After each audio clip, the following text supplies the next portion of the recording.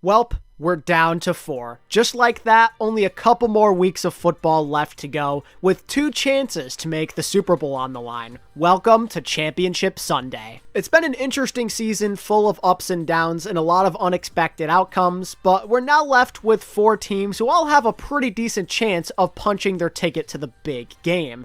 I believe that both matches set to happen this Sunday could end up being very entertaining, and in today's video, we're going to discuss these matchups in depth, and I'm going to give you my personal opinion on who I think is the better team in both matches, and what I think the eventual Super Bowl will be. So sit back, relax, and let's talk about some football. First up on Sunday is going to be the AFC Championship between the Kansas City Chiefs and the Baltimore Ravens. The Chiefs, against all odds after their turbulent season, have still made it back to the conference championship to continue the streak in the Patrick Mahomes era of always at least getting to this point. And they're playing against the newcomer, so to speak.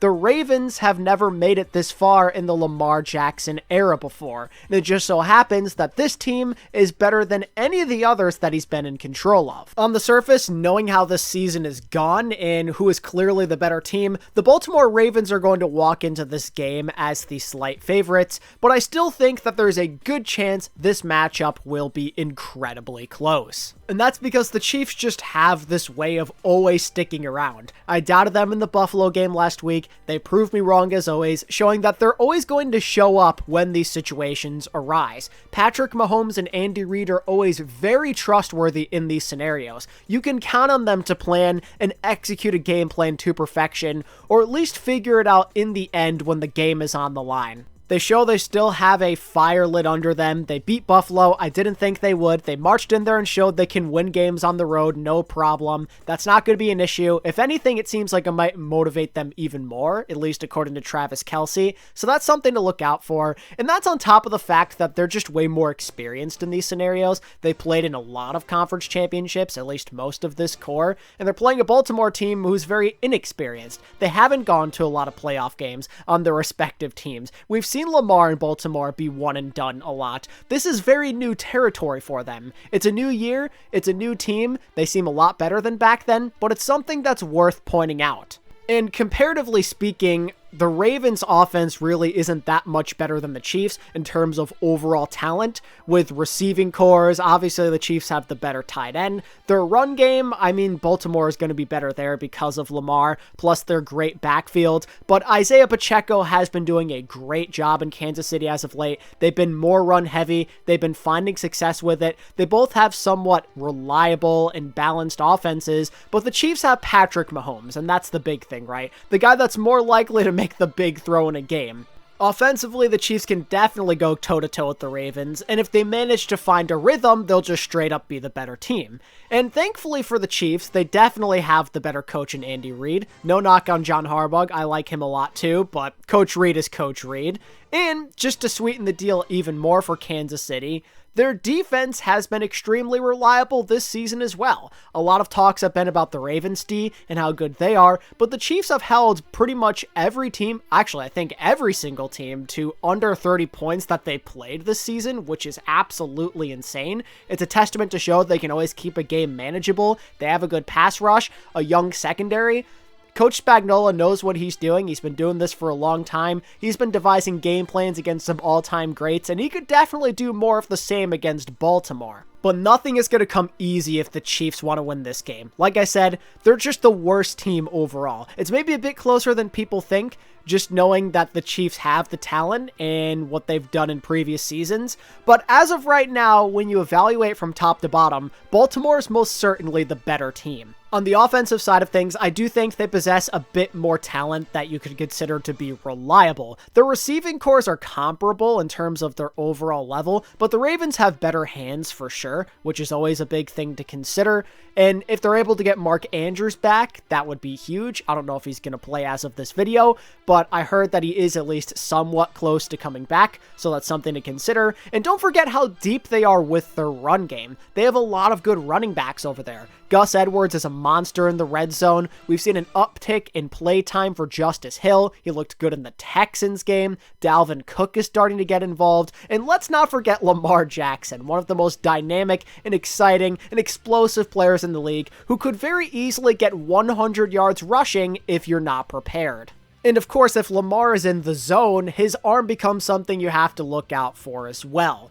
Generally, I am a little worried about him. Even in the Houston game, I thought he was a bit shaky, at least in the first half, but over time he showed that he could get the nerves out of his system, which was huge for building his confidence. And the last time he played the Chiefs, I think that Mahomes brought out the best in him. It was like 3 years ago at this point, in 2021, well, almost 3 years ago, but he ended up making a great comeback against the Chiefs in that game, going toe-to-toe with Pat Mahomes, getting 2 touchdowns on the ground, playing well in that fourth quarter, making some key passes, and I don't see why it wouldn't happen again. He said he doesn't like playing against Mahomes in his own words. I'm sure that's very stressful, but you can't deny that greatness sometimes brings out greatness in other players, and I think Lamar could end up benefiting from that, knowing how meaningful it would be to win this game. If the Ravens can carry that momentum from the Houston game and not let nerves get in the way and they execute the game plan properly, I can see them putting up enough points to beat Kansas City. I'm not expecting them to put up a ton of points because of those potential nerves and the fact that the Chiefs' defense is very, very solid.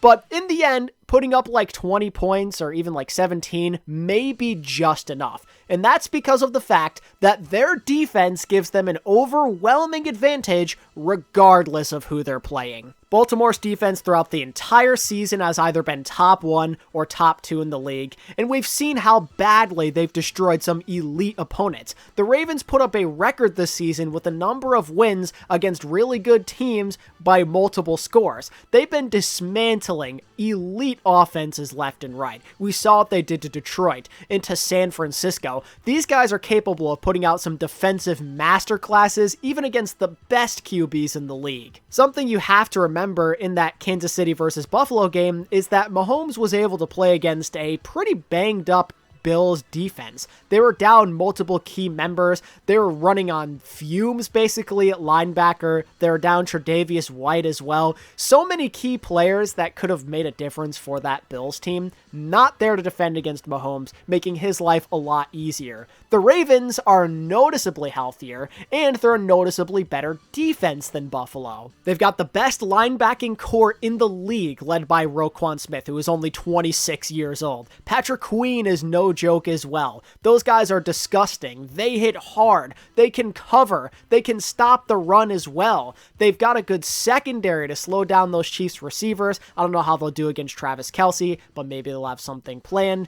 And they're a solid team against the run as well. On all facets, I think they're going to make Patrick Mahomes' life a living nightmare. This won't be like in the Buffalo game where there's no pressure generated whatsoever and he can remain cool, calm, and composed out there. He's not going to have that luxury against the Ravens. They're going to send the dogs after him. And over time, they're going to be able to get him to the ground, or at least force him to make an error. There's no doubt about that. Regardless of how skilled Mahomes is and how proven he has been over the years, this Ravens team is something that he has not had to deal with before. I'm of the belief that this defense is truly special. There's just that feeling about this Ravens team that they're not to be denied. They fly to the ball. They can absolutely destroy your ground game. They can frustrate a quarterback in an instant. They hit super hard. They do everything that you're looking for in an elite defense that is meant to win a Super Bowl. They just have that mindset. I've seen it so many times throughout my lifetime, and they are exemplifying it.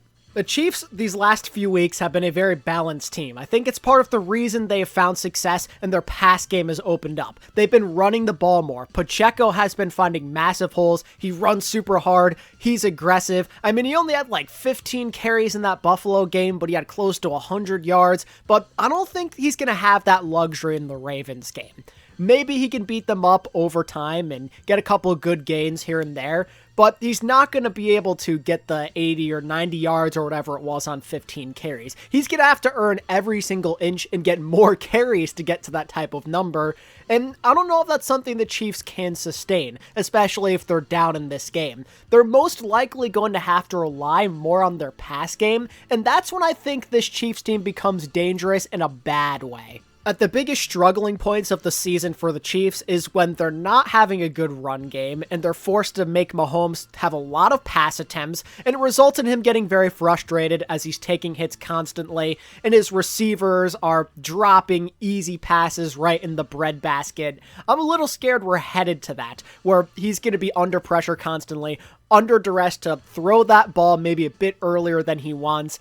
And with the history of his receivers this season, it could be pretty dangerous out there. That could frustrate him even more, as maybe they're scared to hold on to a ball as they get hit hard, or as we've seen a lot of times this year, they're looking upfield before they possess the ball. Stuff like that against the Ravens is more likely to happen, and that scares me. If they can't get their run game going like I think, it's going to be a long day. Both teams have aspects about them that are likable, that could help them win this game. I think you could argue in favor of either case, but I personally foresee the Baltimore Ravens winning this game against the Chiefs, and I'll throw in a score because why not? I'll go 23-17 Baltimore. Like I've been saying throughout the video, the Ravens are simply the better overall team. And in a lot of instances, aside from like the miracle teams here and there, the best teams are usually the ones that go on to represent their conferences. The ones that aren't fraudulent, that have been playing well the entire year. And that happens to be the Baltimore Ravens. Solid defense, offense that can be explosive sometimes, and they've blown out a lot of really good opponents. More than anybody else, they've proven themselves consistently this year, and I don't want to doubt them. It's not going to be easy though. I think this will be a low-scoring game where you're going to have to really earn your points to win this one. I think that just getting over 20 will be enough to get the job done, and because their defense is maybe a bit more reliable and capable of making those stops, I think they're probably going to be in control and win this game. But who will be taking them on from the NFC? Who will win the matchup between the Detroit Lions and the San Francisco 49ers? This one is interesting. It's clear, kind of like with Baltimore KC, that the higher seed is the more talented and deeper team, but you don't entirely know what's going to happen, as in that divisional round, neither of these teams looked all that good.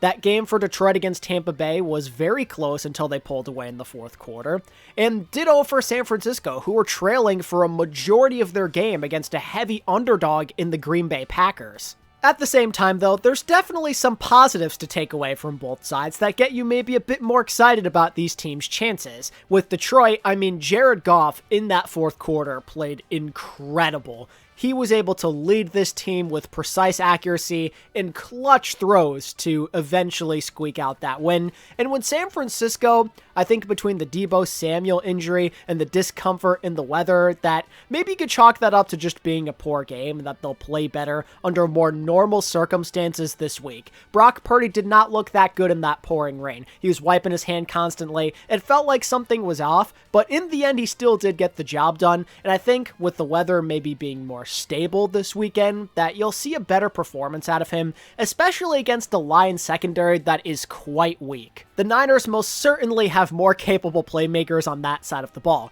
Detroit have been horrible against the pass this season, and that's something I think the Niners will be able to exploit, and maybe that'll be enough to win them this game. It doesn't really matter who the QB is. There's been a lot of matchups where Detroit is casually giving up a solid 300 plus yards in the passing game. Baker had a pretty decent game against Detroit. Hell, even the week before, we saw Matt Stafford play well against them, and I see no reason to believe that Brock Purdy couldn't do the same, especially with the talent he's rocking with in that receiving core. And because the Niners have more defensive playmakers who can maybe force that 3-and-out or that key stop on fourth down, that the Lions might be in a position where they're more so playing catch-up, and as we all know, that heavily favors the Niners. Their record compared to when they are trailing is like night and day. They feel a lot more comfortable out there. So if the Niners get this going early and they can establish a decent lead, they probably won't look back. Overall, this Niners team has a lot going for them, and they definitely have a lot of advantages to be the clear-cut favorite.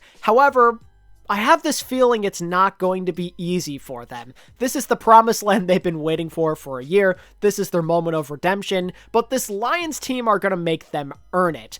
They're a scrappy football team. They fight hard. Even when you have a lead, it's never going to be safe against them. They trust in each other, they have a lot of energy, and as crazy as the coaching can be with their decision making, sometimes you need that to win a game. It can turn a match on its head, and it can make it so the other team just doesn't know how to adjust and prepare moving forward in a game. That unpredictability factor could actually end up being the biggest blessing for this Lions team rather than a detriment. But also, I just really like this Lions offense in a lot of different aspects. It gives them advantages, and it takes away some of the stuff that makes the 49ers scary. And a lot of it starts with that offensive line. Detroit have one of the best O-lines in the NFL.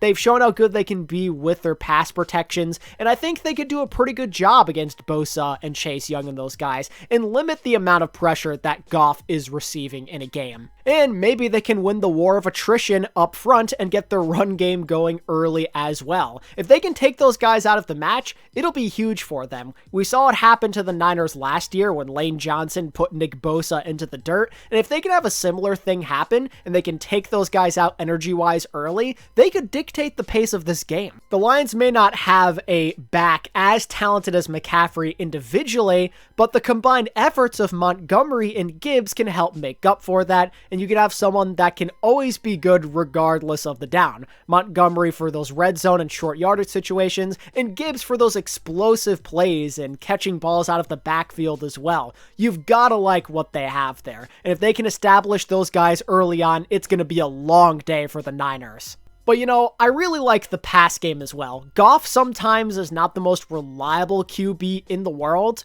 but he's been here before. He won an NFC championship back in the day on the Rams, and he battled an excellent Saints team. He's been here. He's done that. He showed it against Tampa last week as well, and against the Rams.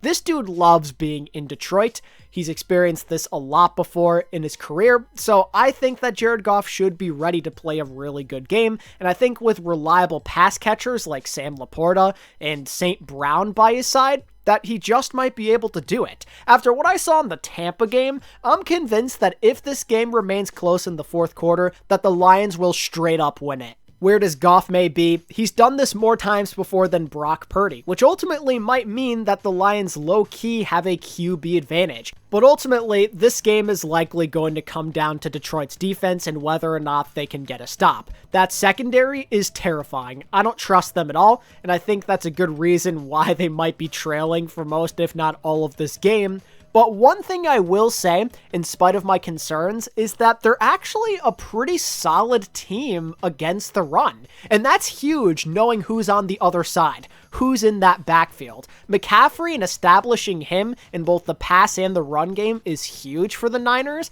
and their ability to move that ball downfield. He's such a reliable weapon for them. So taking him out and not letting him get a lot of big gains, especially in like the first half and the third quarter, let's say, that could be everything for this Lions team, and they actually have it in them to make it happen, just knowing how they've done against the run this particular season.